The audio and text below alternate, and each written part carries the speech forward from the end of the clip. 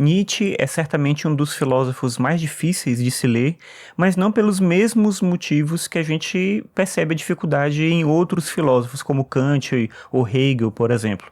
No caso do Nietzsche, a questão é que ele tem um tipo de escrita que não propõe um encadeamento lógico das ideias. Então ele não trabalha com a ideia de sistema, ele não faz uma argumentação que pressupõe que você vá acompanhando cada linha de raciocínio. Na verdade, ele utiliza um tipo de escrita livre, que é muito mais poética, eu acho muito mais bonita, mas ao mesmo tempo cria alguns problemas de interpretação se você quiser apreender a ideia do que está ali no texto, ou de que forma que ele fala sobre determinados assuntos.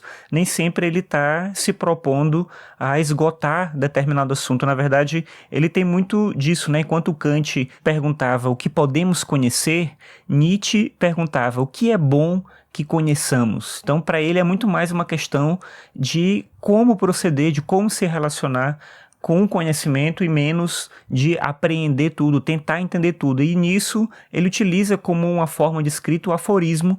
Provavelmente isso chega para ele como uma reação também à ideia de escrita acadêmica.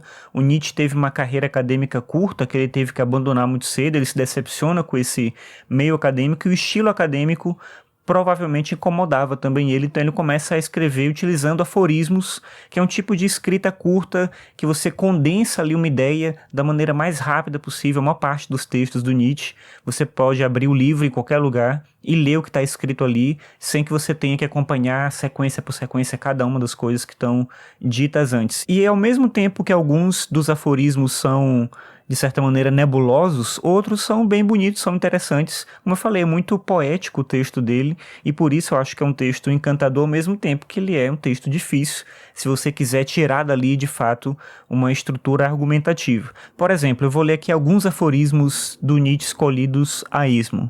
Num deles ele diz o seguinte, abre aspas: aquele que se analisa mais profundamente sabe que, quaisquer que seus atos e julgamentos possam ser, estará sempre errado. Fecha aspas. Mais um aqui, abre aspas. Assim como as nuvens nos dizem a direção do vento bem acima de nossas cabeças, também os espíritos mais leves e mais livres são, em suas tendências, vaticinadores do tempo que está chegando. Fecha aspas. Mais um último aqui, abre aspas. Pergunta, por que você escreve? Resposta, não encontrei outro meio de livrar-me de meus pensamentos.